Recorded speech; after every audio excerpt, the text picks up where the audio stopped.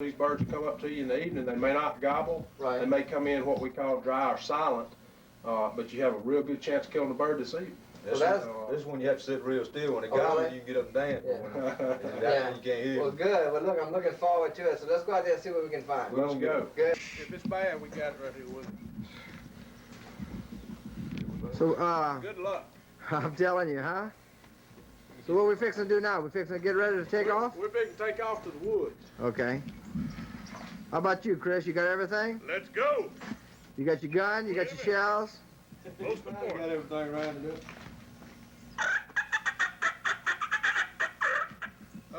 Okay, now that's how you call a turkey.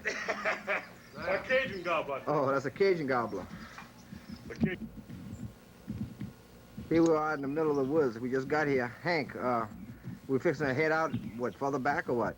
Yeah, we're gonna go right down here. So cypress break down here, and turkey's roosting right over that cypress break. We're gonna set up on the edge, put out some decoys, and try to call them in.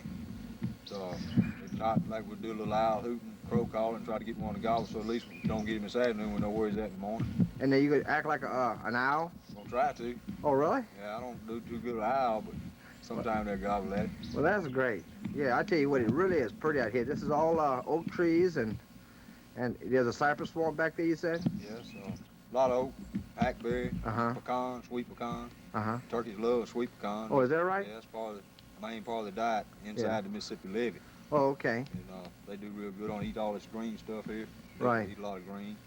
Now, Hank, did you kill one yesterday or today? Yesterday morning. Yesterday morning. Right. And how big was it? He was 9.5 inches and 20 pounds. Golly, that's a big turkey. Inch and eighth spurs. He's a good bird. I'm telling you. Probably a 3-year-old bird. He was? He's done a lot of gobbling. That's we've had a lot of trouble with our turkeys up in Mississippi there. They not gobbling real good, but this one done it. I mean, he. No kid. In other words, he did what he was supposed to do. Yeah, him and 3 more raised and knocked the leaves up off the ground. They was doing it. Golly. He run right on in just like he was supposed to. And you got him. Yeah, he cost him. Well, great. Let's go out there and He'll see. make a good smoke him up and eat him. Uh-huh. I like him that way. Well, Fried. uh-huh. Fried. Well, good. Let's go out there and see Brought what... you this cushion here. Oh, yeah, that's what I need. I need that cushion. That ground gonna get hard. I'm telling you. Great. Go get 'em. Okay.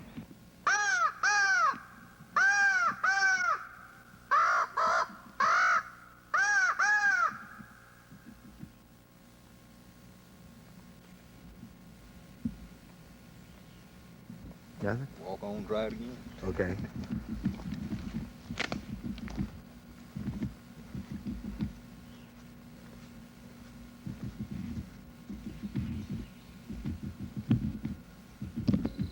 All right.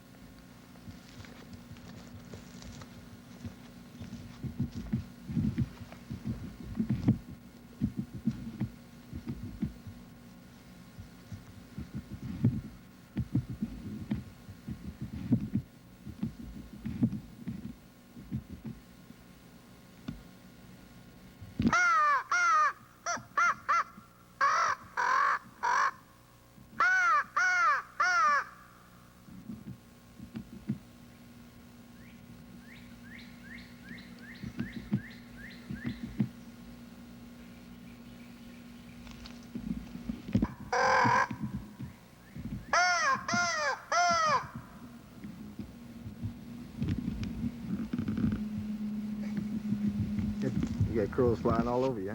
Yeah.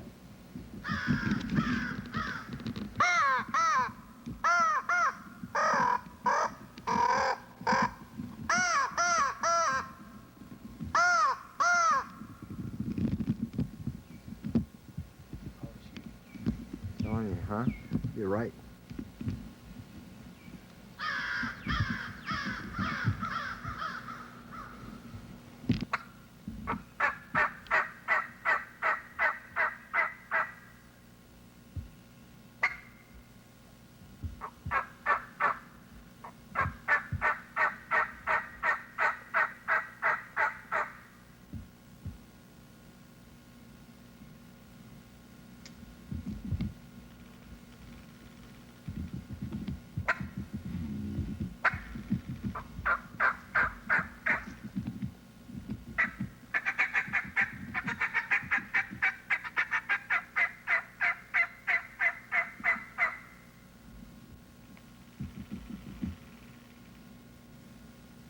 explaining to you is, like if a turkey's coming in silent, he doesn't gobble to let you know he's there, Right. and you can't move. Not at all. Not at all. Okay. Because just any little movement, this is enough, and he's history. Okay. Now, when you put your gun up, Well, when the turkey's coming in, what you want to do is if he's coming in silent on you and you see him, you don't want to throw your gun up Okay. like that. What you want to do is one smooth, easy motion, just swing it up and shoot. Okay. But once you start, don't start doing this. Okay. And, in sections, because he'll get you that way too. Just come up and shoot him, because what the first thing he's going to do is when he sees you, he'll throw his head up. It takes him just a split second to react.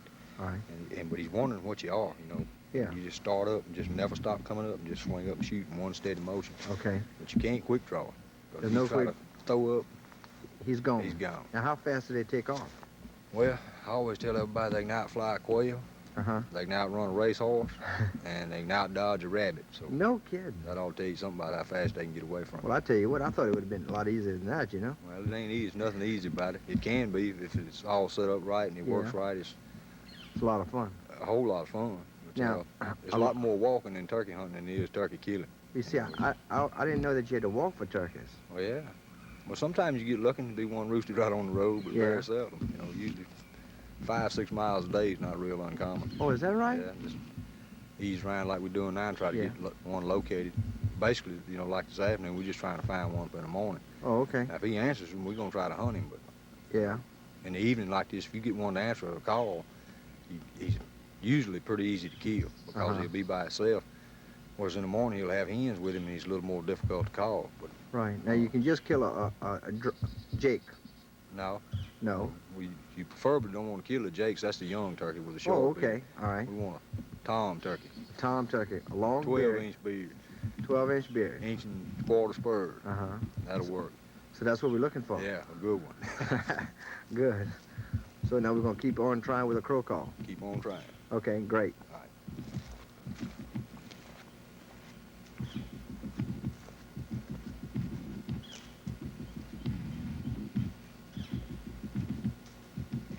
Explaining, how we're going to set up on a turkey in the morning if we hear one. All right. If preferably, I like to get within 75 to 100 yards of the bird before I ever make a call. Okay. But like out here, where these birds are roosting over this break, it's so open in there that you can't get that close. Oh, I see. Okay. So probably what we'd have to do is set up back over here and under this little slough bank Uh-huh. and And try and call him try towards to you? call him to us, because if you try to walk through this opening, he's going to catch you. Oh. And it's Yeah, easy to tell. He'll be gobbling, and he quit gobbling, you can go on back to the house. 'Cause Going back home. that's right. My old friend Preston Pittman can't even call him then. No kidding. So, and so we just keep walking through the woods and just wait until we hear one. Then we're going to set up. Probably put out a couple of decoys Uh-huh. and try to call him into the decoy.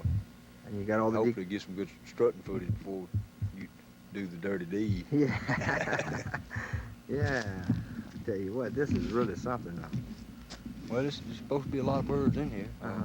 David said they heard 5 this morning. So Isn't that's good, huh? they took a nice bird this morning. Yeah. I think he said it was 10 and a half, 21 pounds. Uh-huh. That's a real good bird. That is? 3-year-old bird. But he said he heard 5 more in the area right here where we're at. So So, we'll so just kind of hang around in here in the dark and see if they're going to try to do anything. I'm telling you, We'll be back about 5 in the morning. set up in here. Yeah, come right back in here. That's good. See what we can do with them. All right. Plain that this would be a good place to set up. Uh-huh. And I was trying to describe how good a turkey is at locating exactly where you are. Okay. And it's a stump right over here, and I said if that stump was hollow and I was to get in that hollow stump and call, that a turkey that was out there 200-300 yards would walk over there and look in that stump. That's how good he is at pinpointing exactly where you are when you call. Uh-huh. So once you make a call, you're no longer hunting, you're the hunted. So in other words, yeah, they know exactly where you are. Exactly. And like I say, he may not gobble, and he'll come in silent, and he's looking for you. Uh-huh. I mean, and he's good at it. I mean, he does this for a living. We do it because we like it. He's Right. got to live with it. He's at war. Yeah. So, I myself try to hunt a turkey like, how would I do it if he had a gun? Oh, I see. Okay. I'd be a lot more careful about it, and you have to be that careful because although he can't kill you, he can show wear you out. You walk 2 or 3 miles and get on a bird and then make some little simple mistake. A lot of people don't call this moving.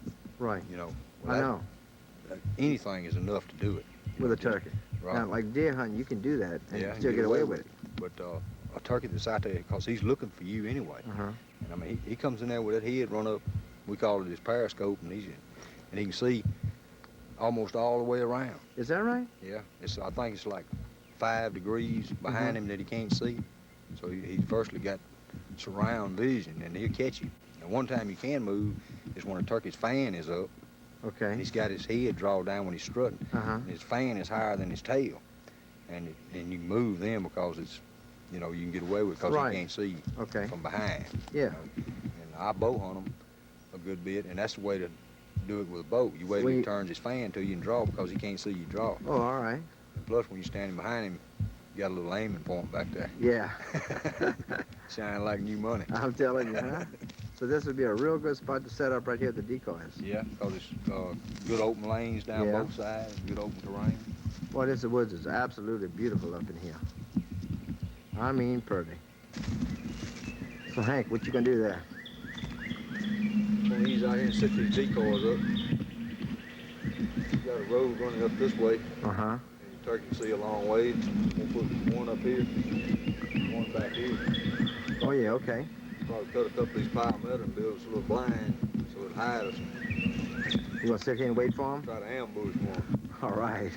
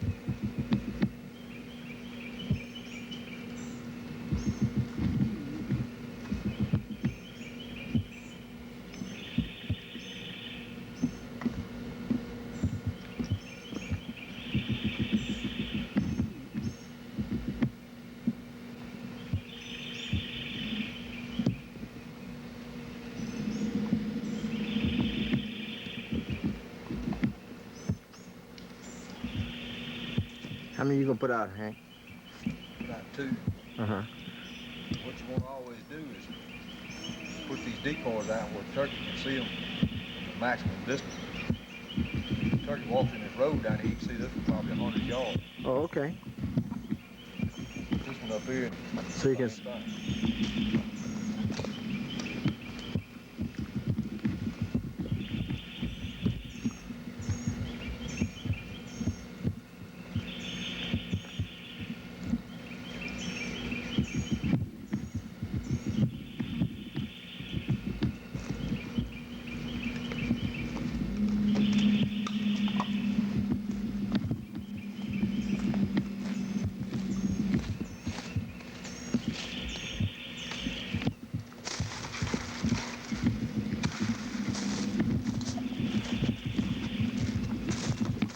And that's gonna be our blind?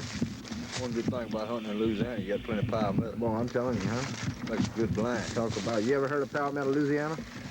Yeah, sure have. That's over there in St. Leonard Parish. Yeah, I heard of it.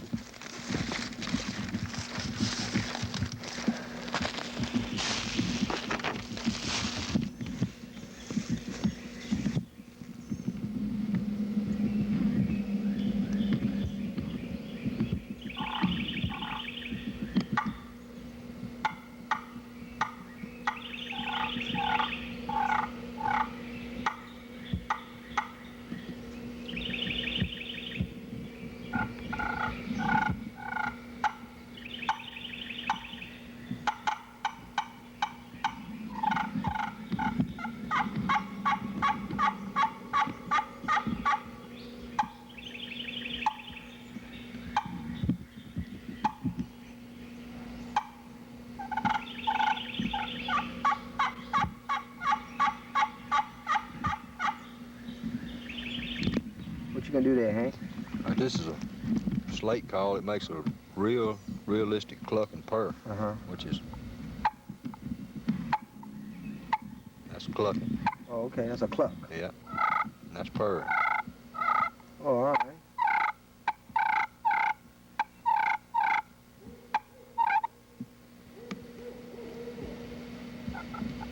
You hear that crow? That's Another an owl. I heard a turkey too. Oh, you heard one? Yeah. Down that way, about a half mile, sound like. Okay.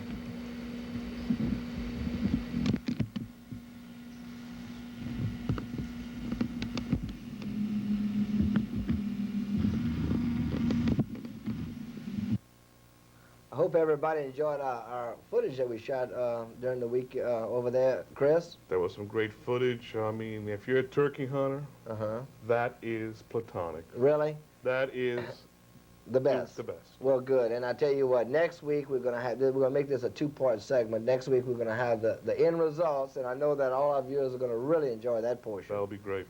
And you know, I noticed a while ago we had some pictures that were sent in this week. So let's go ahead and switch to our pictures and show our viewers the pictures that were sent in. Our first picture here we have, Chris, is a picture of Verbus LaFleur. You know Verbus. Oh, sure, I sure do. Well, And I tell you what, he killed a real nice turkey here. It weighed 18.5 pounds. And he killed it 2 weeks ago in Woodville, Mississippi. And of course, he was hunting with Benny Neely at Benny's Big Star.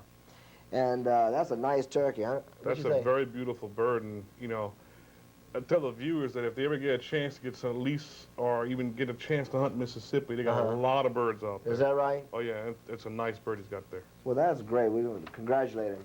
Here we have Wilbert and Emily Guidry Sure. with a nice string of brim and chinkapin that they've caught down in the Stephenville area. And of course, Wilbert's a great brim fisherman. I know him and Morris Weinstein and Manny Valtan and all those boys every year make a trip down to down the lower part, The down Duck around Lake area. Duck Lake area down there, and they catch a lot of brim, you know. And Wilbert invited me on a brim fishing trip in the next couple of weeks, and of course, I got Tom Daly that wants to come fishing with me too.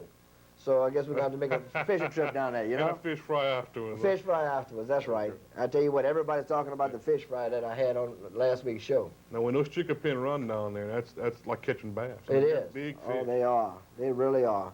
I tell you what, I was talking to some boys from the Perrys with Perry Pete over in Eunice yesterday. They were talking about how good those brim looked that me and Nikki were cooking on TV, and I tell you what, it made them all hungry. So I hope everybody enjoyed our show this week, and of course next week is even going to be better with our turkey deal. We're going to have a two-part segment here on turkey hunting, and I hope our viewers learn something about turkey hunting, and of course I'm learning at the same time. And Chris, I appreciate it, and hope to see you next week so we can continue this show on a two-part segment. Thank you, Byron. Thank you, Chris.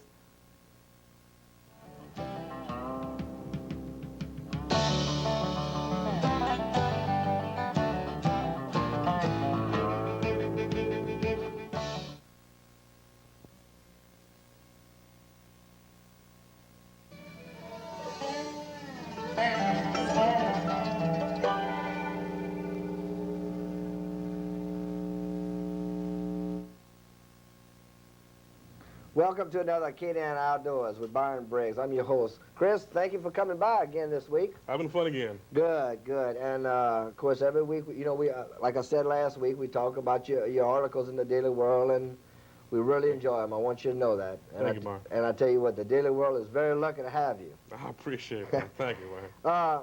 Chris, we're going to go ahead and show our viewers a video that we did up at Lake Yucatan with David McCann, and I hope they enjoyed last week's show. And of course, this one, it looks like it's going to be a good one. I think this is the one that takes the cream. Really?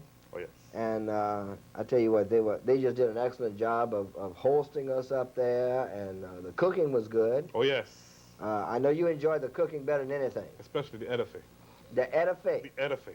Okay, well, the viewers that don't know what an edife is, that's when you get above bunkie, you call it an edife instead of an etouffee. So let's go. That was Hank Aaron's favorite. That's right. Well, that's great. Let's go ahead and show our viewers Lake Yucatan. Okay. Here we are in North Louisiana. Dave, I appreciate the invitation. Nice to be here, Byron. I'm glad you were able to come up and hunt with us. Right. And Hank, you're from Mississippi. Glad to be here myself. Now tell us where you're from, Hank. I'm from Vicksburg, Mississippi, which is about 45 miles, 45 minutes north of here. Uh-huh. Now, Dave, tell us where we are.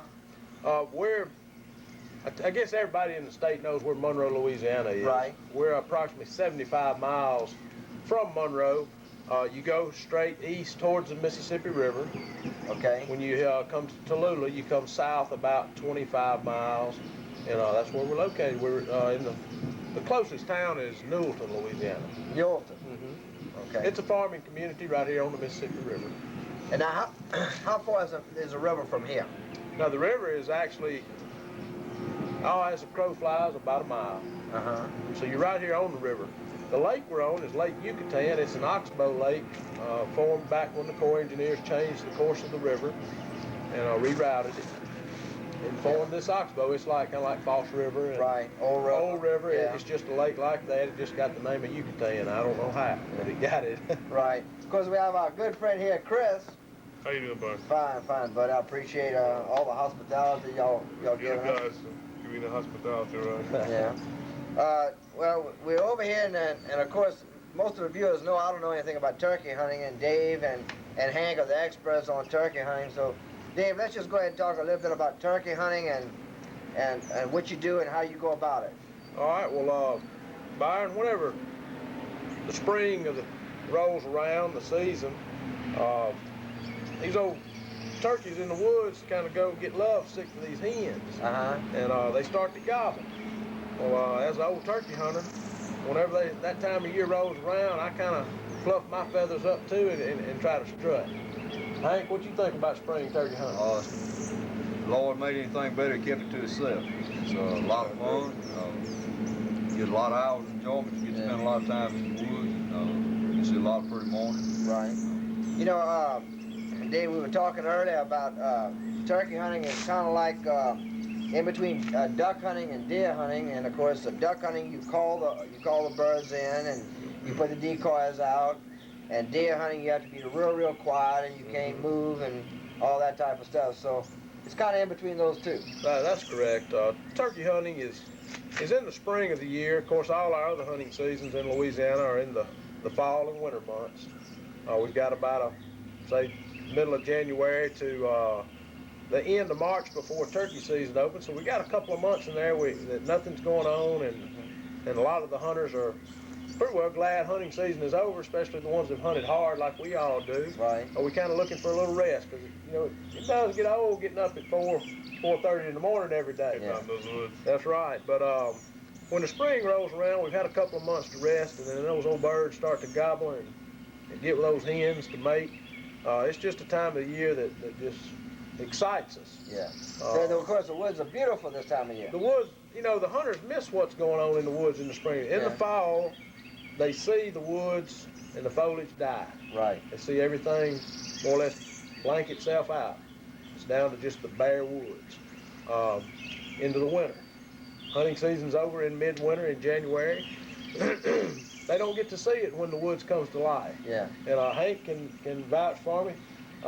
Watching the woods green up is just about as pretty as watching a big old Tom Gobbler It strut. really is. Seems like overnight you go out there one day and the trees just starting to bud. Yeah. Go out there the next morning and there's leaves on the tree. Isn't that something?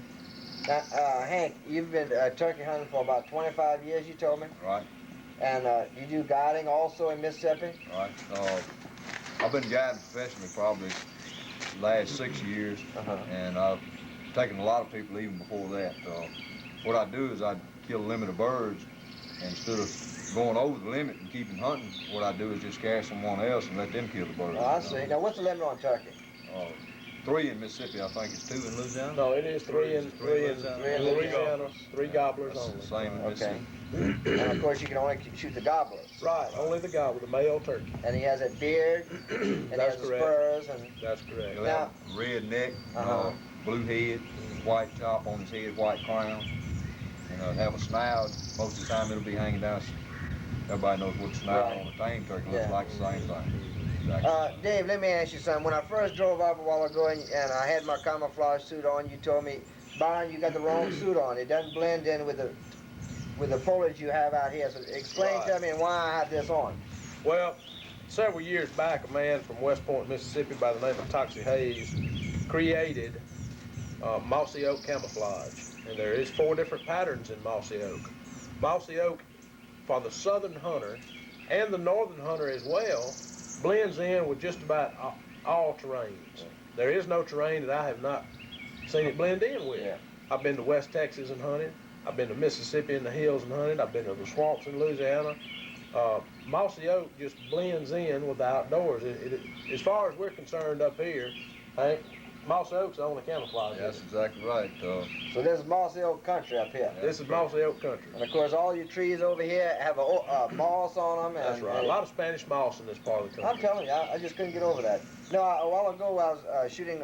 We were out in the woods, and I was filming Hank there, and I mean he blended in just like that tree. That's right, and that's the purpose of mossy oak. It's not to wear around the camp and say, boy, that's a good-looking camouflage shirt, and then that's it.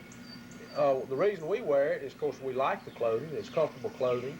It's made out of 100% cotton. But when you're in the woods, it blends you into the woods. You're part of the woods then. See, a turkey has a 10-power vision.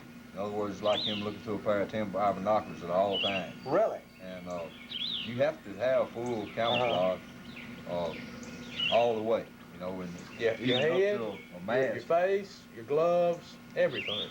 They can detect your color too. Just That's right. They see a full range of color. They sure You know, do. they're not colorblind. And of course, this is a face mask. You have to have that to put it on to hide your face from shining. Just like duck hunting, you know, you Right, you looking up can't at the ducks, shine up. Yeah. right? That's right. So Well, I tell you what. Yeah, of course. I just took my suit off a minute ago, and I have this shirt on now, and we all just hang around the camp here. But you said it was 4 different types of camouflage? That's correct. Mossy oak originally came out with the first pattern, which was bottomland, and that's the shirt that you have on today. The next pattern that came out, which was I think about a year later, from the bottomland, was the green leaf pattern. And what it was, they kept the original bottomland pattern, like your shirt, and they put some green leaves on it, and called it green leaf. Okay. And when they came out with that, the turkey hunter said, bottomland was already great, but we don't see how you did it. Yeah. They thought about the turkey hunters. They know this in the spring the woods are starting to green up, so they just mixed a little green in with it. Okay. Well, a year or so down the road, they came up with another pattern called tree stand. And what they did, they used the original bottomland pattern and put some olive drab leaves on it, small oak leaves, and then put tree limbs on it. So in other words, it's got a 3D effect. Yeah. When you back up next to a tree, say in the fall, deer hunting, or up in a tree on a deer stand, you blend into it. Their recent pattern is called full foliage, and that's what I have on here, and Hank has on, and your hat, like you are wearing, is full foliage. All right. It's the same thing as the tree stand, except they use big oak leaves, green oak leaves, as you can see in the color. Yeah. And what this does, this really blends in well for the turkey hunter. The name of the pattern is full foliage, and of course you can see by being in the woods, it is full foliage. Oh, I'm telling you, that's. I mean, we blended in perfect. Chris, I think you brought a decoy right here. well, that's one of David's. But what we want to ask Hank and David is how we set up a hunt with this. Once we locate some gobblers, how do we locate gobblers first? Might be a good idea. How would you do it early? Well, normally to locate a bird, let me back up a little bit. When a bird in the evening, right before dark, the bird flies up in a tree to roost. And when we go out in the evenings, we call it roosting a bird. We're not more or less going to kill the bird. We're just going out to hear where he is roosting. When he flies up, he may gobble once or twice. He's doing that to let the hens know where he is. All right. We go back in the morning and we walk in the woods and we say, well, we know we roosted him over in this area, or we'll owl, or we'll crow. And this is before daylight, or right at daylight, after daybreak.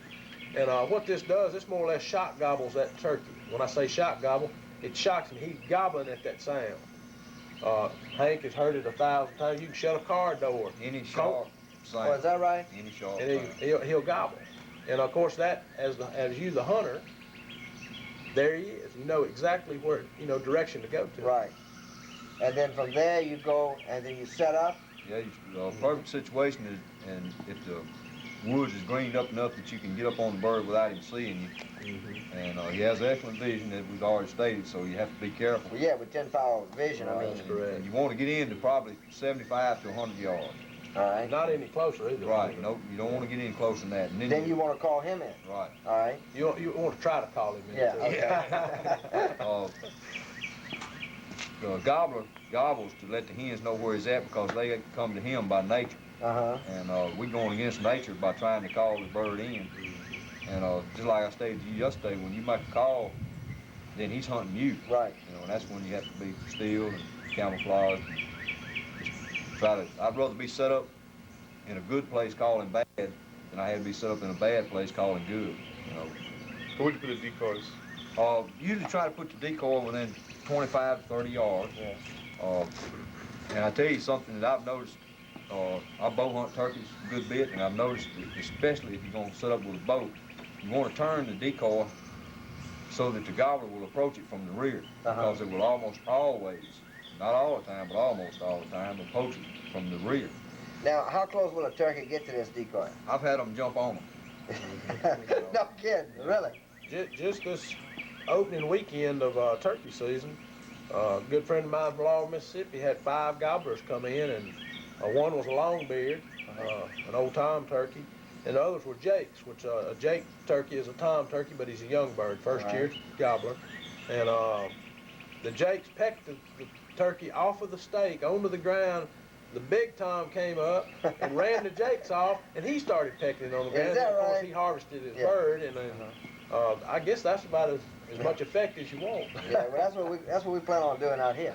They used to make hard body decoys, and they work well. This is a feather flex decoy, and it blows in the wind.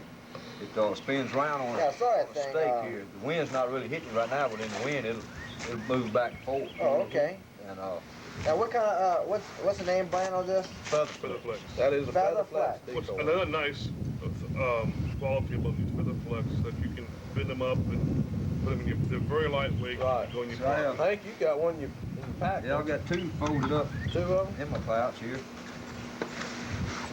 That is probably what is the most They're portable. important thing about this turkey decoy. It's very effective to the birds, but it's so portable. You can roll it up and put it in, say, a fatigue pocket. And that is really one nice thing. I carried the hard shell decoy around for several years, and it's a super good decoy, but it was a solid plastic, like those decoys that won't fold. Right. And you put it in your back. You always had a knot in your back. Rattles in the wood. Rattles in the woods. Hey, what you got you in your hand now? Well, I got an old turkey call. Some people call them squawkers. Some people call them yelpers. Lady over in Laurel, Mississippi made this call by the name of Ara Chisholm.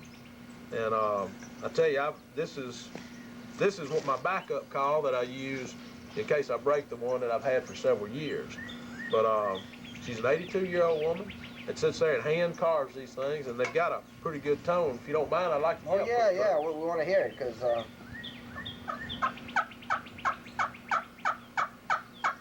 Yeah, that's how you start off. What that is, that's a basic hen yelp. A yelp. That's a a yelp? hen turkey, and that's just what they talk. That's their language. That's what they do to communicate with each other is they yelp to each other. Okay. It's Okay. Now that's not the same sound that I hear in a yard where they go whoop, whoop, whoop, whoop, like that. That's a gobbler. that's a a gobbler. gobbler. That's a male turkey. Male. Okay.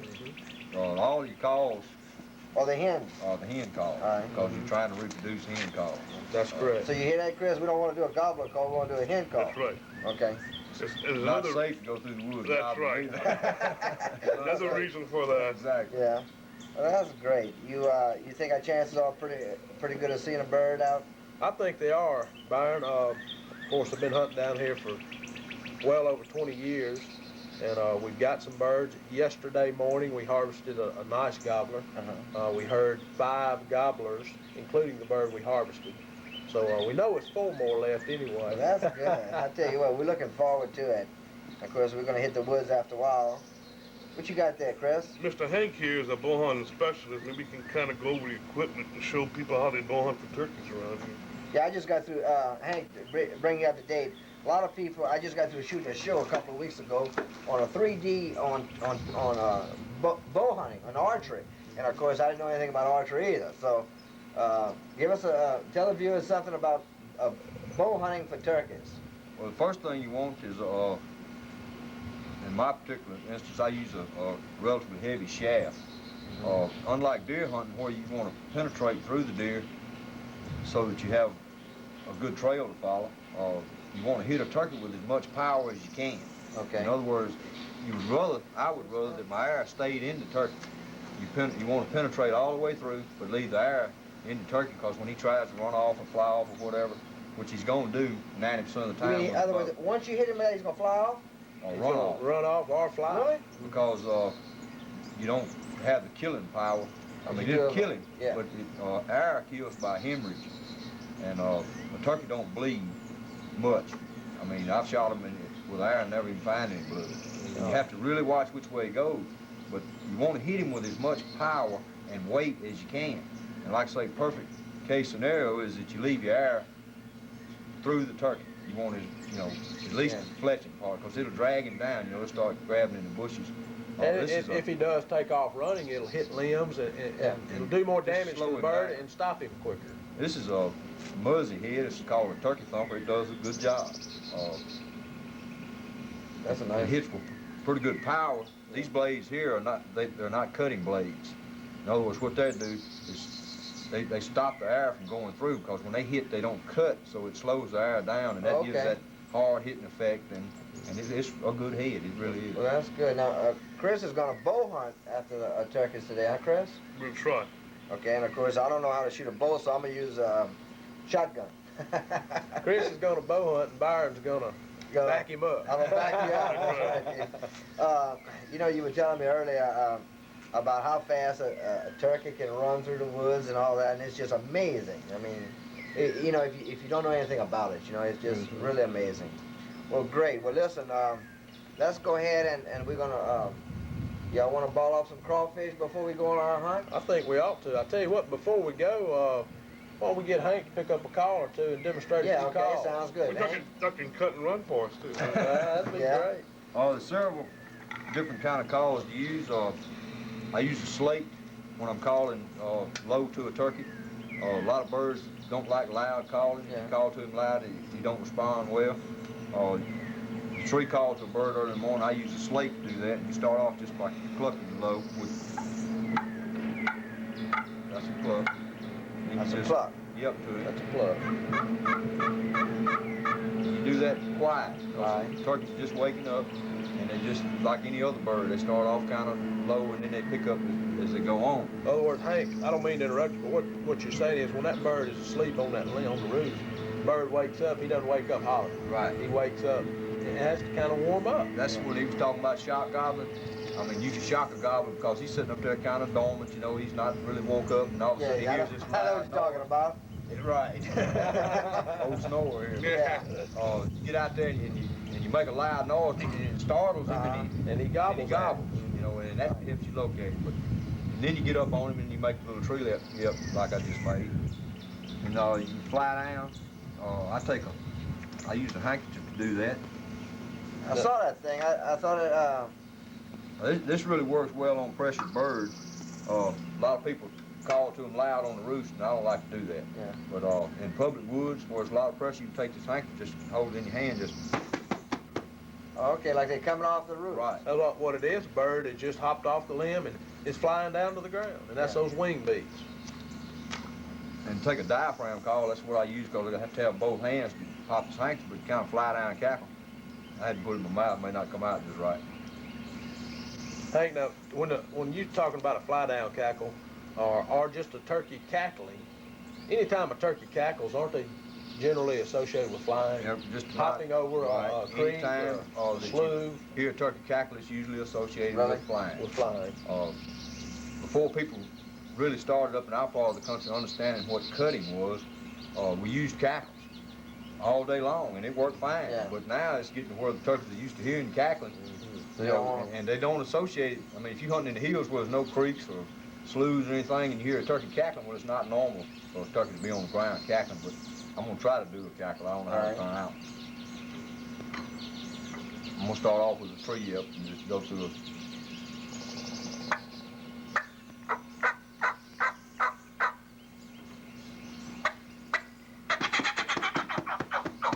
Oh, I tell you. Good something. That's I tell you what, now that sounds just like a turkey in somebody's backyard. It does. I tell you, if you've really never been in the woods and heard the turkeys do that, uh, it's amazing.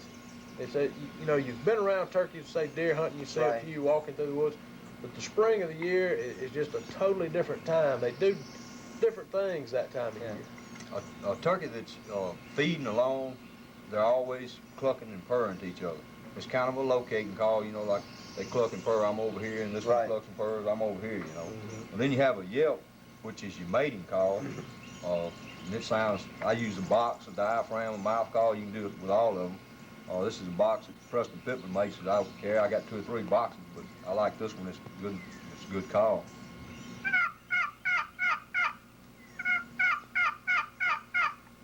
Okay. And That like was I a say, hen yelping. right? You can reproduce it on any kind of call. A slate will do it. Yeah. Diaphragm does. I do most of my yelping with a box. Box is a good locator call. When I'm working the turkey in close, I usually use the slate, and it sounds. Oh yeah. Okay. I think some calls are a little more raspier than others. Yeah. I use a true triple call. It's made by Primo. I like a raspy sound because most of the old hens, when they come off the limb in the morning, they're real raspy. Yeah. I mean, it's just like you when you wake up in the morning, Oh, maybe yeah. had too much coffee or That's right. too many cigarettes or something, and Yeah. your voice gets gravelly, Uh-huh. with old hens like that. She Okay. comes down gravelly. Later on over in the year, I kind of like to pick up the high notes because the young hens come in later than the old hens, and the gobblers respond better to a high-pitched call. I've seen places where they did that. Now, to really show excitement on a turkey, a turkey will hang up. In other words, it's like he draws a line on the ground, and he'll start until you maybe come 200-300 yards, and then all of a sudden he'll stop. Well, he's drawn his line, and he's telling you, I'm not coming any further. If you want me, you got to come on over here. And usually that's just out of gun range. That's too, right. Or bow range. They seem to know exactly how far a shotgun. Now what do you shoot. do? You start creeping them then? No, you don't want to do that. Okay. There's several different things you can do to break him loose. You can take that handkerchief again and pop it, because turkeys in the daytime, you see them walking through the woods and they scratching along and they'll stand up. Oh yeah. Just pop like that duck. wing. Just Yeah. stretch Right. like a goose or a duck. Right. He'll Yeah. stand up and stretch Stand his up, way stretch out, Yeah. flop, and you scratch in the leaves, and do good with it. I'd do some cutting. I'll do a cut for you, and that's kind of breaking them loose. Well, I tell you what. I hope our viewers. Oh yeah. Huh? That's an excited hen. Yeah. She's I mean, really a lot of excited. times that'll break him loose. But again, if you use that call and you don't break it loose, that's your best weapon. So you've done just about all you can do. What about then. purring? Yeah. Then you just Yeah. have to do the best you can do. Well, with that's it. good. Well, let's go ahead and get started and go out in the field and see if we can't do some good. Appreciate Okay. it.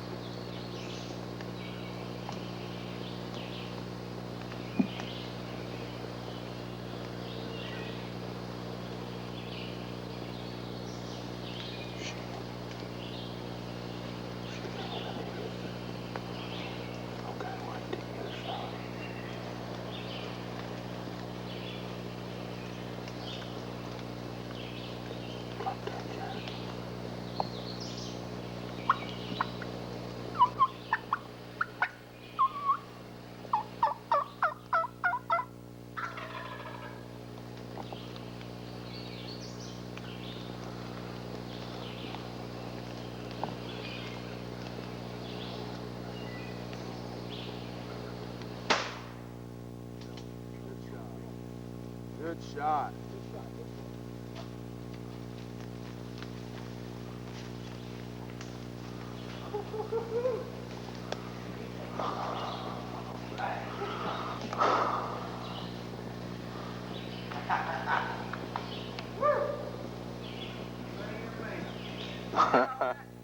I got every bit of it.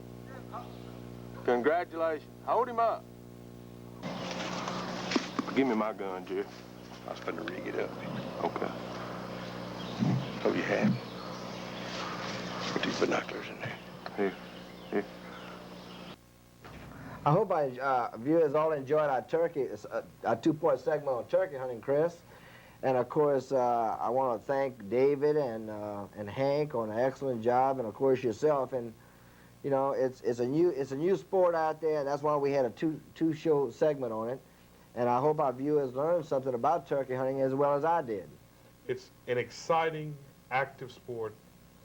You're involved with it. You hear something coming back to haunt you. Yeah. The gobbling, the woods just sending free songs up your back in the morning. It's exciting.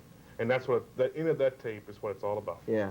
Well, I tell you what, it was really interesting. Of course, in our local area here, we're starting to have a number of turkeys sighting. Of course, in some segments of our parish, turkey season is not open. In other areas, it is open, like in that Catawba, 2 o'clock area. I know turkey hunting has been open there. And of course, up in my area, in that Palmetto area, it's not open yet.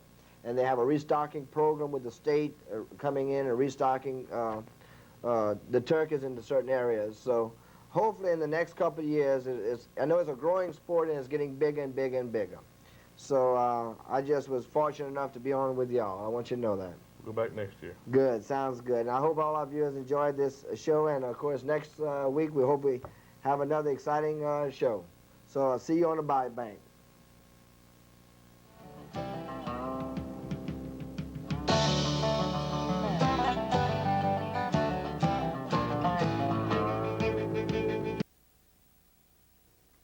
Welcome to this week's edition of Acadiana Outdoors. Stay tuned for the next 30 minutes as your host, Byron Briggs and Nikki Dejan, bring you up to date on what's happening in the outdoor world. Whether we're fishing for big bass, chasing boss gobblers, or after that elusive Boone and Crockett buck. Stay tuned for an outdoor adventure you won't forget. And here's your host, Byron Briggs. Welcome to another Acadiana Outdoor Show. We have our co-host, David McCann, again this week. And David, pleasure for you to be here. I want you to know that, buddy. All right. Glad to make the trip down again. Well, good. David, this weekend, the dove season opens up. Sure does. And I tell you, I know a lot of hunters ready to get out in the field. You talk about it, because if they're watching this on Saturday morning, we're going to, just about this time, if it's 10 o'clock, we're going to be headed out to the field. That's right. We'll be on our way. That's right. And I tell you what, Tyson and Max are ready to go. Oh, they're ready, aren't they? They're really ready. David, tell me, I know last week we talked briefly about a little dove, how the doves look up north. Give us another report. Right. I tell you, the dove hunting looks like it's going to be a little better than I thought earlier. We've got some milo crops that are ready to come out of the fields. And, of course, as soon as they cut the milo and then start cutting corn and soybeans, the doves are there. The food's there. We've got some birds up there, and I think that'll really hold some birds for us. You know, we just want to make a few pointers to the guys that are going out on a dove hunt. If they'll just, you know, with all the grass they have now, just be careful, number one, about the snakes. Right. Another thing, you make sure you have your plenty of water with you. Don't forget your water. Not only for you, but for the dog also. For the dog, too. And also, if you do happen to go out and you find a bunch of birds, be careful where the other hunters are, know where the other hunters are, but also, when you do shoot the birds, make sure that when you shoot a bird and you're hunting in tall grass, bring something to mark the bird where he falls. That's right. If you shoot that bird and you mark that bird with a tree, right, and they can use anything in the that's fence right. post, that's right. a tree or whatever. And what I do is, very few times I ever go without my dogs, but when I do go and it is tall grass, I'll bring a couple of handkerchiefs with me, and I'll go mark where that bird drops. And then I'll have a good idea on. That's just a few tips that we wanted to pass on. Well, it gives you something that if you lose your point out there, once you get out there, it gives you a reference point to go back to and start your search over. Yeah. Tell you what, you know, it's another thing we ought to mention to the viewers. Hunting license. Make sure everybody gets the new hunting license. And people that are born on or after September 1st, 1969, is that correct? Yeah, I think so. Right. Must have a hunter education course behind them. Yeah. So don't wait to the last minute to try No, to get that. and it's going to be shown the weekend that hunting season opens up, and it's too late. That's right. And I tell you, not only for dove season, but squirrel season's coming up, and then you have deer season, and then our favorite time of the year, which is duck season. Oh, yeah, we're ready for the ducks. We're ready. It's true. We hope everybody enjoys this week's show. Dr. Schumacher is a good friend of mine, Dr. Kip Schumacher, and his brother is a Dr. Schumacher also.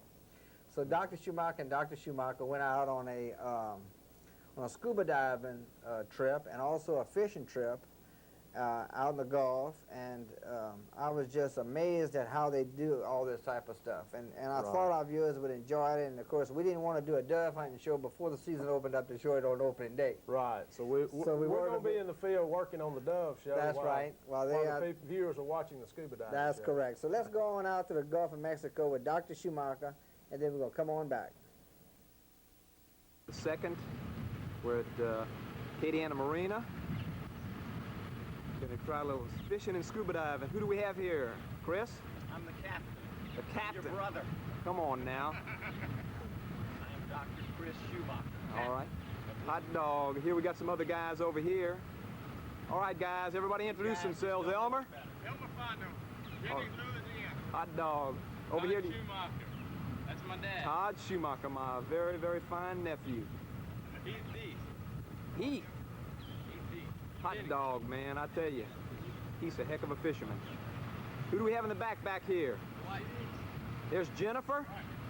That's Todd's girlfriend, and got one more crewman there.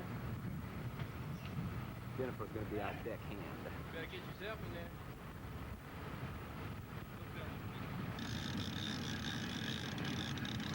He's probably going to take another run.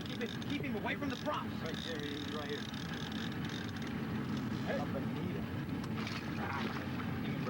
Todd, hook. Bring him in.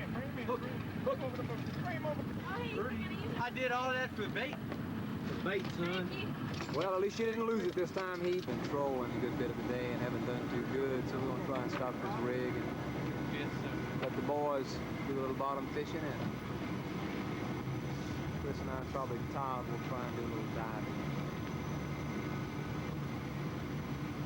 These rigs have historically been pretty good sites for diving. A lot of them rigs are amazing construction. Good. Go up and see the water. You can see. Well, I'm gonna get him in the water.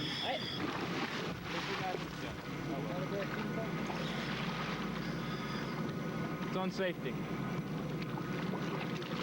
Where's the best? Gone down. Come back to the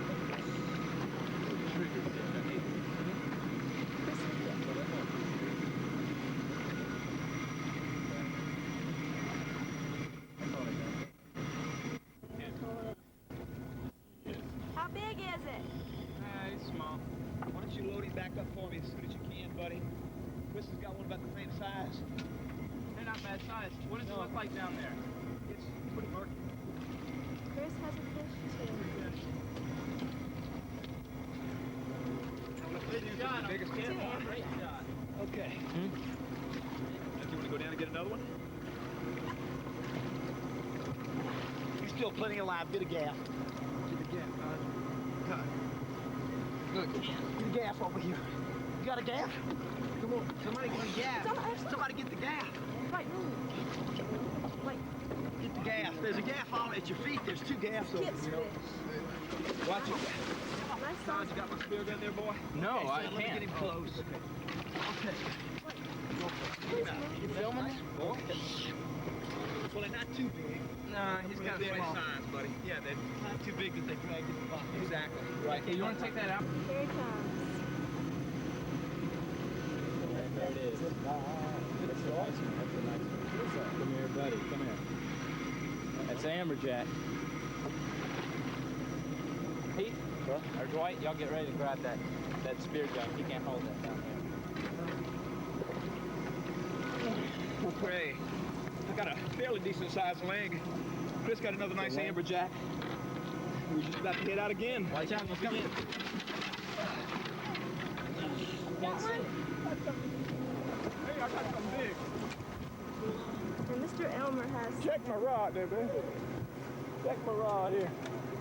He's a long way down there.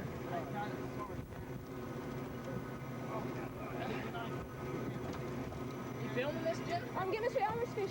I got something big. Grab that. Get back out of there. I tell you what, it was a long shot. Okay, but I used 400 as you Got it, Mr. Elmer? Here, you gonna need a gaff for this one? Yeah. That burning Nice stuff. size. Don't bend the Hooking. All right. Yeah, That's a Chris nice little 50-pound thing. For 35, 30. Golly, Todd, easy boy. Nerving up with him. Good size red snapper, Mr. Elmer, Don. Hey, look at Where did you catch that with? Oh, Cigar minnows? piece of cut bait, cigar man. This thing, can you cock the others? Because if it pops under the water, it's not going to do near the damage. Hey, take this out of here. Let's get out of here. Above They it. got several of them. Several. Yeah, they're little. They're not big. Hammers? Hey, look, you see him? Get him with a spear gun. Give him a spear gun. Hey, it's not. How about that? They see some sharks down there. The dive master, Kip Schumacher, is going to... Bend them off of this big guy. That's right. He's going to go Thank you. be brave down there with just a spear gun. Okay. Up. And uncock one. Okay, The take your fearless flippers off. Kip Schumacher comes back in the boat. I'd rather get out of the water first, Chris. Okay. You want us fishing? Hey, they're not, here, help me. Just take my mask off first. Usually I take my flippers off, and since that shark was down there, I decided to leave them on for a second.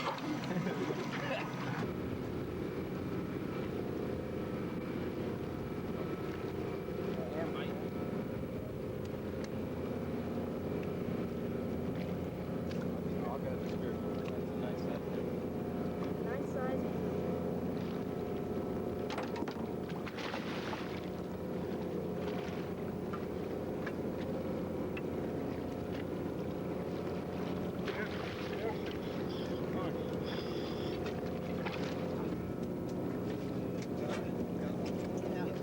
Not a real big one. That's it. Stops fish. Get the gas to get this one out of here, guys. Is that the same one? Oh, he's dead. Good shot, Dad. Look out, pull him gently, gently. Gently, he's too big to, the bullet, I mean, the thing didn't go all the way through his gaff. It managed to pick him up. That's a nice one. That's a nice one. Look at that. That's a very nice one. Yeah. Check out ever dreamed it. See? Look at that.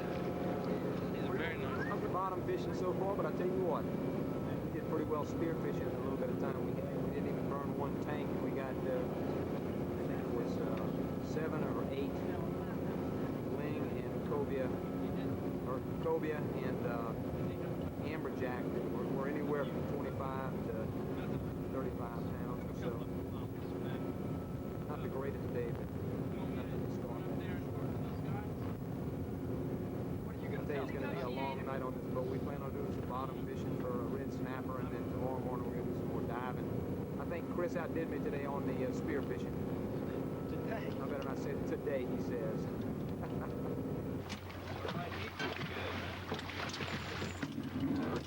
Where's Chris? Here. Where's Chris? He's down there. Not in that same hole. Did he shoot? Oh, he shot one earlier. Did you see my mask? Tell him about your first fish. That's the first fish. Tell us about it, Hayes. First fish. That was great. Okay, I got it. First one, you go back out. Did it fight you under the water? Back up. P. Did it fight you?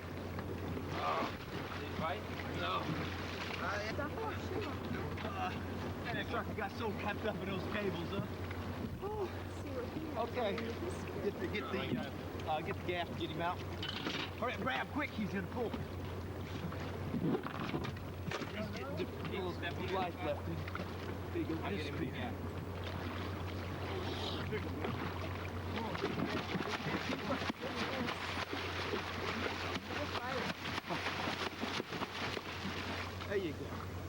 Okay.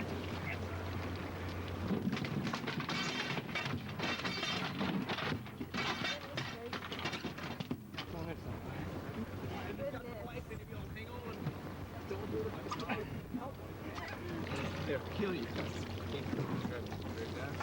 Nice shot. All right, dude. Target, man, why is it? Come on, Todd, get him up there, boy. Good show. Whoa. Look, yeah, you got him down there. It's a little snapper. Little snapper. Yeah, come on. Over this way, to the right. Keep two hands on that thing. Oh, my God. Beautiful snap.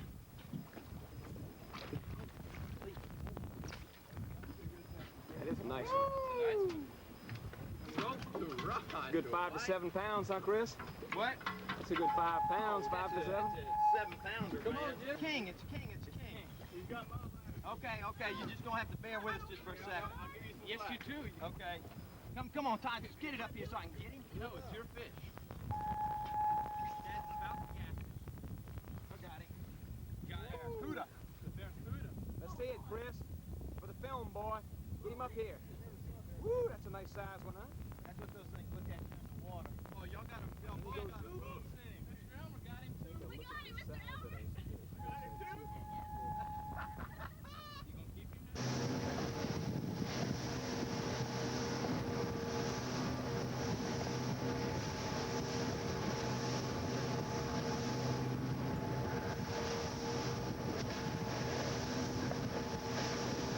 Stay dry, girl? Yeah, you look like you're dry. Huh? I was wet, but I was warm. Well, I'll tell you, everybody went and started putting their wetsuits on when we were getting pounded out there. It was kind of tough. We're just at the mouth of the freshwater bayou. We're getting ready to head into the locks. That ride in was rough. Well, Chris, Yeah. you piled us through another one. We made it. I'm telling you. The storm and made it. Amazing. Rewarded with chicken. It was too wet. All right, brother, here we are back at the landing. Been a long trip, I tell you what. It's amazing to think 7 of us have been on that little bitty boat right there for the last 2 days.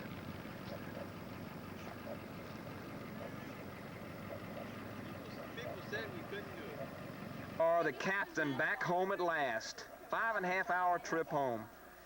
I tell you what, it's been something. And now the fun part, cleaning the boat and cleaning the fish.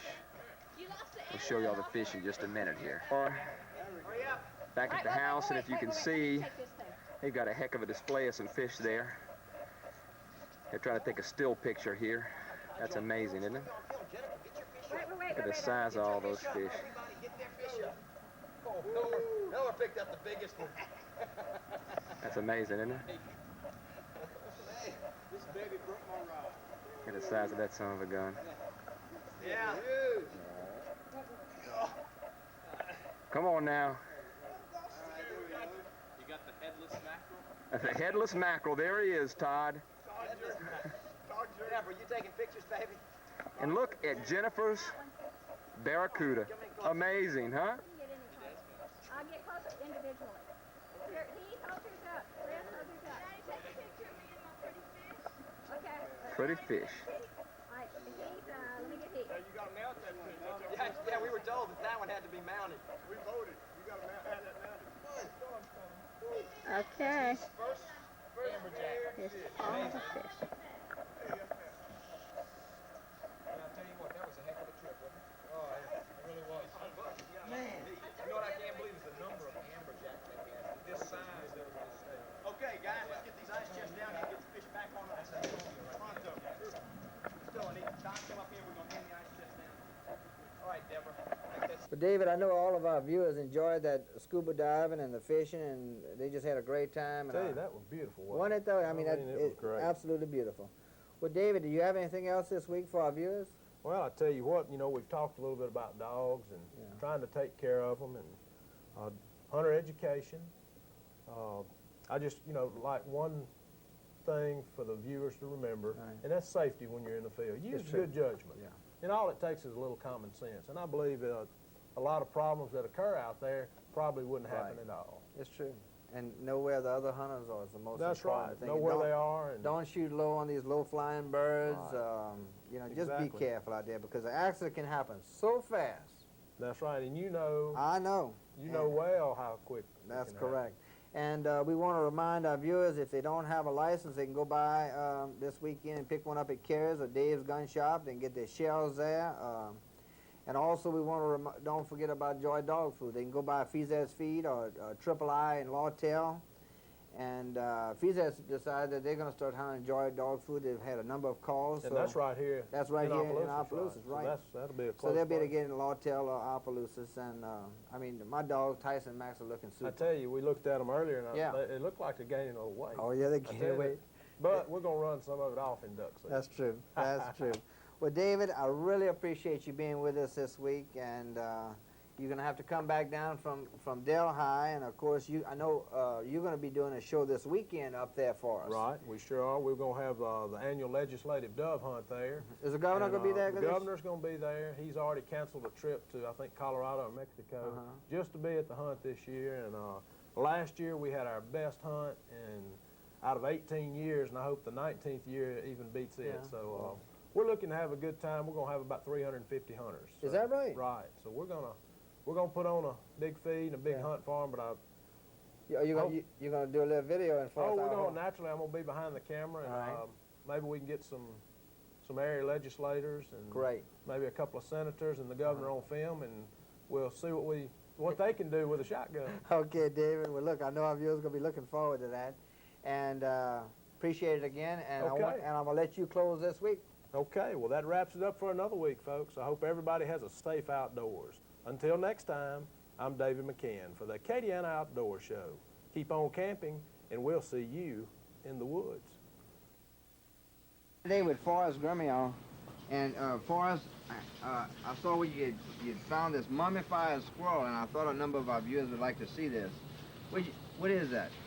Okay, first of all, my daddy found this in Indian Hills Friday, and he was fixing to throw it out, and I figured that this is something pretty rare. My dad's It is. Dr. Grimion, and he identified it as a mummified squirrel. That's amazing. And I've never seen nothing. Usually No. the maggots and the flies tear the squirrel apart. That's right. Well, there goes a roach right now. But anyway, we wanted to inform you people of St. Landry Parish and all TV viewers that the skin's still intact. There's still a little hair left. It doesn't smell. This is just something amazing now. I know, it really is. And I'll tell you what, Forrest, if you want to, we can drop it off at Wildlife and Fisheries, and I'm sure. I went yesterday morning and they were closed. Yeah. And that's the first place I went before, called Byron. Yeah. But Yeah. I'm bringing it tomorrow. Great. If you want to bring it. No, I'll let you bring it over there, and 'Cause, you can put your name, yeah. Dr. Grimill's name on it. Yeah, he found it. I ain't gonna take no credit. No, where don't he take the do. credit for it. But listen, we appreciate you showing that to us today. No problem. And you know, we don't get many calls like this, but we I know appreciate that, it. And man. a lot of people have never seen this, so. I've never a mummified squirrel No. of all things, of any intact, the tailbones, the claws, the rib cage, it's all intact. Want me to maybe turn it a little yeah. bit slow, Yeah, that's perfect for us. That's perfect. and you can even see the teeth. Uh-huh. Make sure they're dead before you put them in your backpack, because I've heard stories of my friends yeah. reaching. In North Louisiana to fishing for bull reds in the Gulf of Mexico. Don't touch that remote. Buckle your seatbelt and settle in for some true southern outdoor adventures right here in Louisiana. Well, welcome to another Acadiana Outdoor Show. We're up at Lake Yucatan today, and of course, Dr. Wobble's out on the lake already fishing. We have Dr. Richard Harmon and Dr. Schumacher and Brian Harmon, and they're going to be driving up in a minute. We're going to try and make us a sac-lay show today, David. All right. Well, I'm ready. Aren't you, Byron? I'm ready. You know, Dr. Wobble caught 5 sac-lay yesterday that were absolutely monsters. And you know, I think he's going to mount them. He is? I think so. He's going to make a string, you know? Well, looks like here comes Dr. Harmon.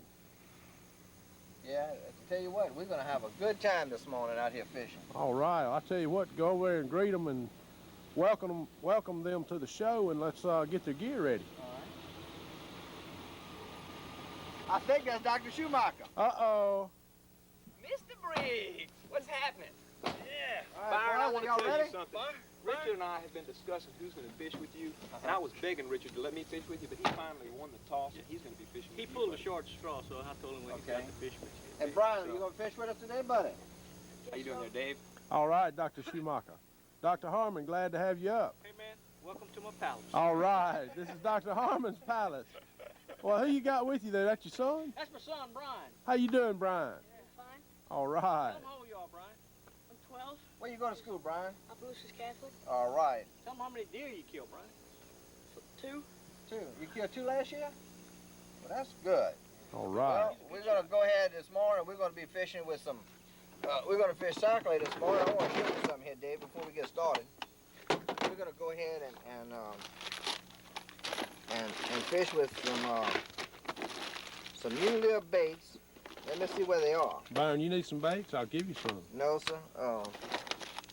This is what we caught those big bass on, Blair and them, called all that string of fish. Yeah.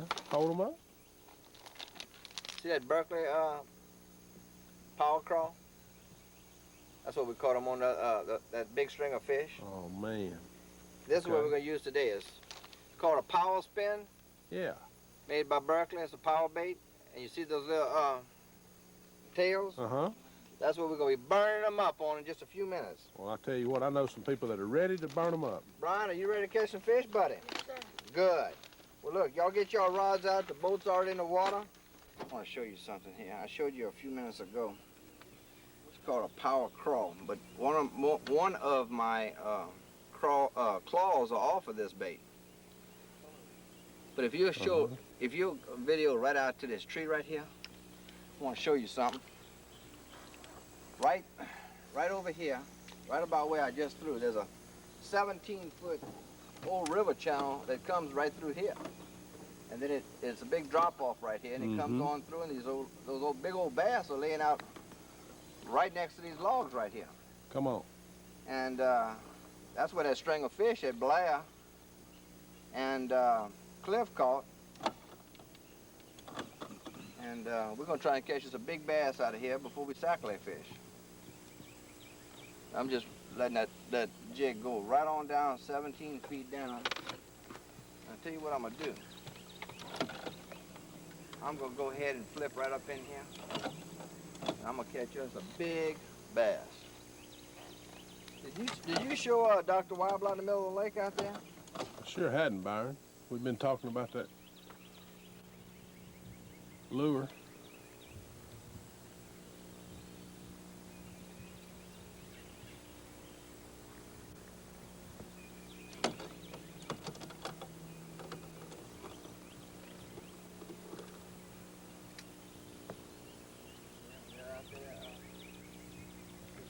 We're gonna go out there and meet him in a minute.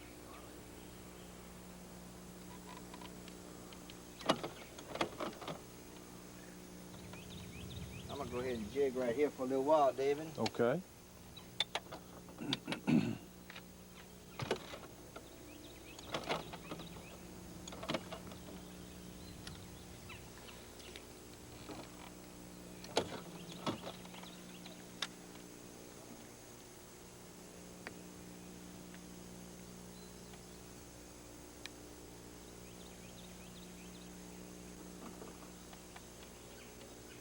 I caught a nice fish right here yesterday. Yes, sir. Stringer's in that little aluminum boat right there. David, good fish. He ate that power crawl plumb off of that, buddy. Come on. Yeah? I mean, plumb off of that. And we're fishing right here. Here they are right here. No, I need, there's a power tube. Let me see if I got some more. I used a whole bag of these. Ah, that's what I'm looking for right there. Come on. That's it. I used a whole bag yesterday up in here. And I mean, look, they got some big fish in here. I got this,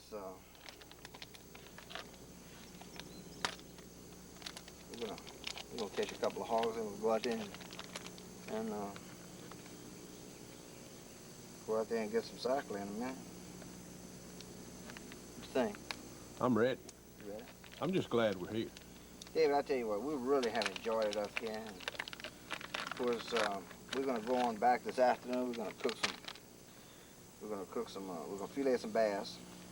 He even frayed my line. We're gonna cook some bass this afternoon and some filet bass. We're gonna fillet them. We're gonna show our viewers on how to cook fish. Mm-hmm. And we're gonna. Uh-oh, he caught a fish over there.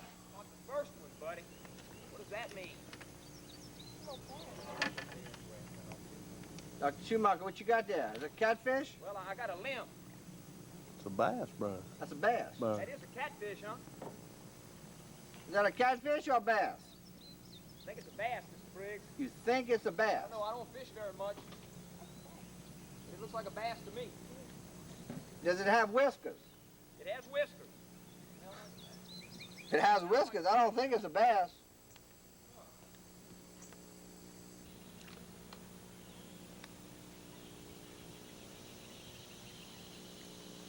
Trying to let it drop straight on down in that brush pile. They got some good fish in there.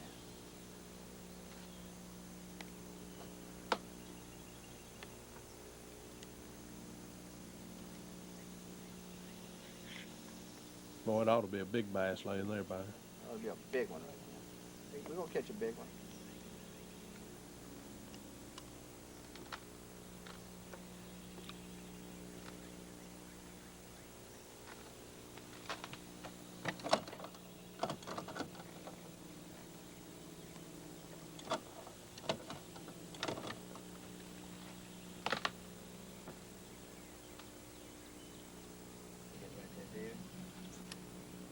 Drop it.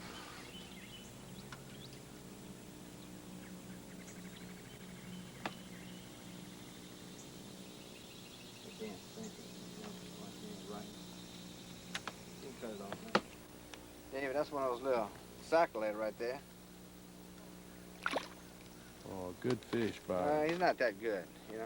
Yeah, Not for up here, though. Come on. No, not at all. Not, look. But I want to show you what I just caught.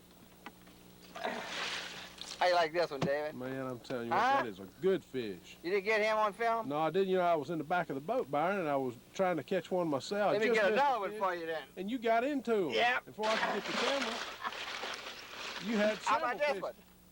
Man, I mean, good fish. All right, what about this one? Let me get another here for you. Now this one here, he's on the bottom. How about that one? Oh, yeah, Huh? that's a good one. Now we're keeping a few bass, David, because we're fixing to cook some fish. Tell you what, we've had a good morning, Byron. Good morning so far. We got to go over there now. I think we got another video of me catching fish. Yeah. Let's go over there and get Dr. Weibel and Jeff Weibel. I got a fish here, David. David, dog, look at that. Big swirl. Saw him? I saw him. Big swirl. You know what kind of bait I'm using, don't you? What is that, Byron? Is that a Berkeley bait? That's a little Berkeley spin. Hold it still.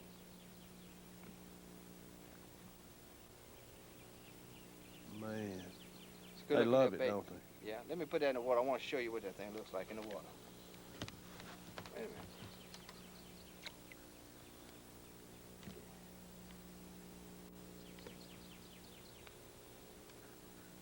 Looks Little good. cyclone, eat that up. You understand?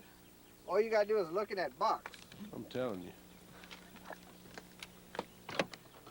Let's go see what our compadre is. I'll catch it. Bobby's haven't caught a thing, hasn't had a bite, except for garfish.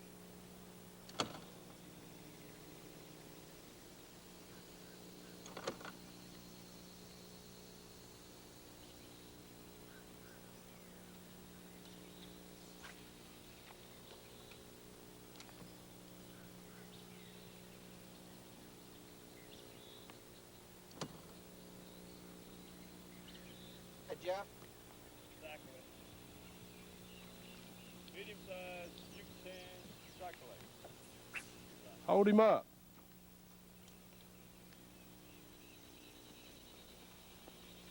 Got to lip him.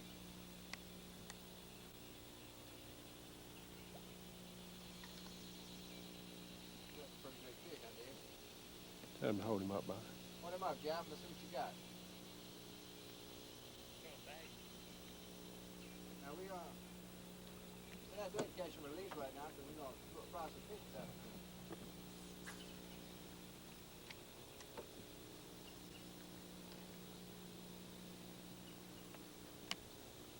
All right, Byron, tell us about the agenda for this evening. Well, this afternoon we fix we're going back to the camp in a little while. Dr. Harmon's gonna barbecue for us. He has some backstrap. He's gonna give us some pointers on cooking deer meat on a barbecue pit, and I think we're gonna cook some chicken. Now, is that whitetail or elk or? I don't know. I think it's probably whitetail. Then we're gonna cook some yard chickens. Come on. Yeah, you know that's the difference between a barnyard chicken and a funeral home chicken. What's the difference? For those funeral home chickens you buy in the store, Yeah. they embalmed, you see? Come on. Yeah. Look, he got another one over there, it looks like. Another fish? Tell you what, when you start taking out the net on this big old sac-a-lait up here, and then this afternoon we're gonna go ahead and make a bar fishing show. And then we're gonna cook some fish this afternoon, David. Hold that one up, Jeff. Let's see what you got. Tangled. He's tangled up. They'll be untangled in a minute. The fish, you know, Merrick, they had a full moon last night. Yep. And, Well, I think the majors this afternoon about 1 to 3 or 1:30 Yes. probably.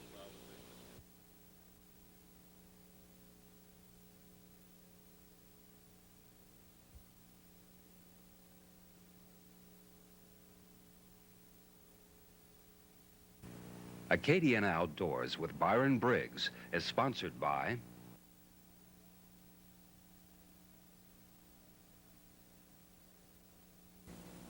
you got any good? Hey, Dave. No, just got here. Willie? What y'all doing?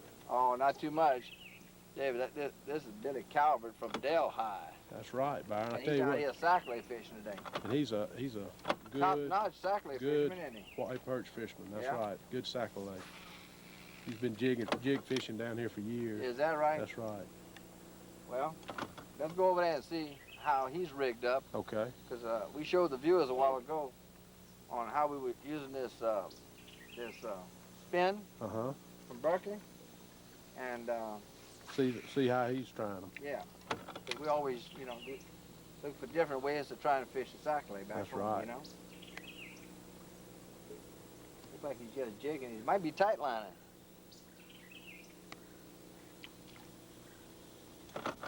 Bill, you haven't been doing any good?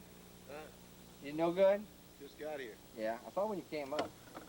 So far, what y'all doing? I caught one sac-a-lait. And then Merrick caught a couple. What's Big Dave doing? Filming? Yes, sir. He's our cameraman today. He's making the big bucks right now. I mean, big bucks. That's something that always makes a big buck. Oh, yeah, any way you can. Hey, look, you'll click that camera off in just a minute. I know that.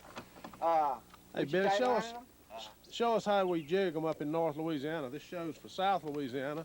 And, Throw it, let it drop. Right. Drop, and when that line kinks, you jerk on it. Oh, okay. And they just up here, everybody just knows it's jigging, right? Right.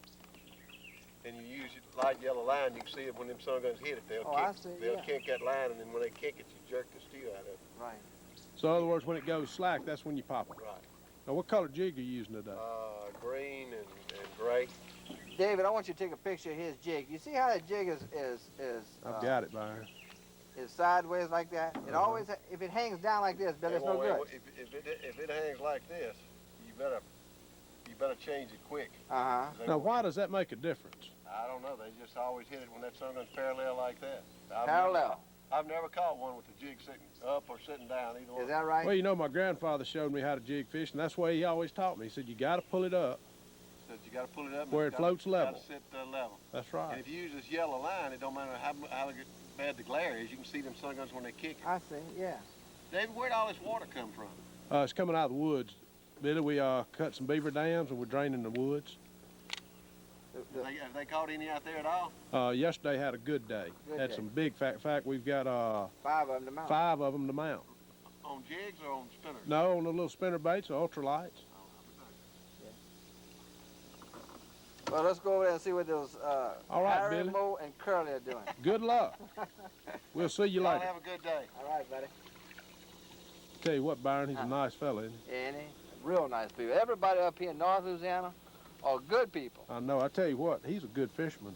Yeah. He's one of the best white perch fishermen in this part of the country. Is that right? Oh, yeah, he fishes all the time. Catches plenty of Well, you know, I think a fella, anybody can catch a fish, but a fella that can go consistently and catch a lot of fish is probably a better fisherman because they stay on the fish at all times. That's true. Now, if you really want to see some good fishermen, see those three guys way over there? Oh, yeah. Let me see if I can get the sun's kind of messing me up, but let's see what I can do. Can you get those three guys? You got one guy paddling. Yeah, that looks like Dr. Harmon. I think it is. I think it is. Wait, now, who is that in the back? They look like they have red lipstick on. That's Dr. Schumacher. Dr. Schumacher. Come on. Yeah. I heard that, boy. Dr. Schumacher. All right, cut. Wait. Get over there, Byron. Troll over there. Just gonna break it, Daddy. Yeah, stick it out there, lady. Just let him swim in the water. Don't pick him up. Don't pick him up. I know. Try not to get him wrapped around something. Go ahead, Byron. Get us over there. Wait, don't do that. Look, get a net over here from these guys. You have one? Yeah, we got a net right You got here. a net? Right here, So Byron. nobody gets that thing Coming. stuck. Wait, let me bring this net over here, boys.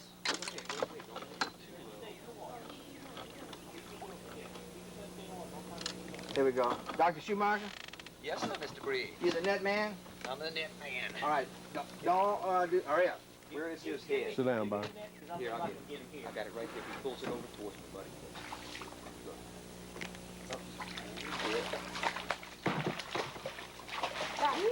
Man, Man, look at man. there. Nice.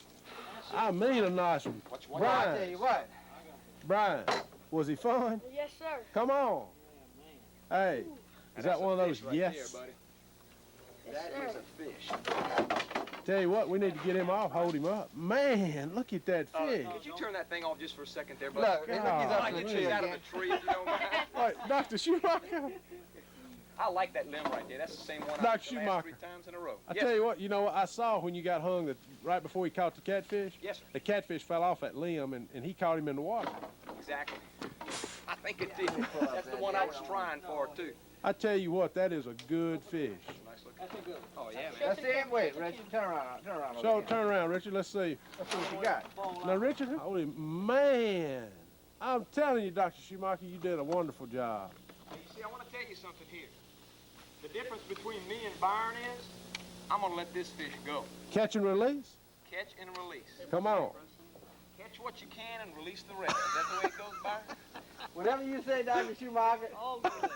Dr. Schumacher, whatever you say.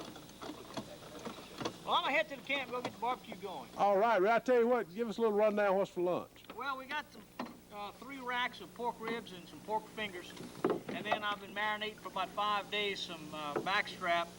That I got 2 pieces that are uncut, and then I have some others that are already cut up, and got a little secret marinade that we put together.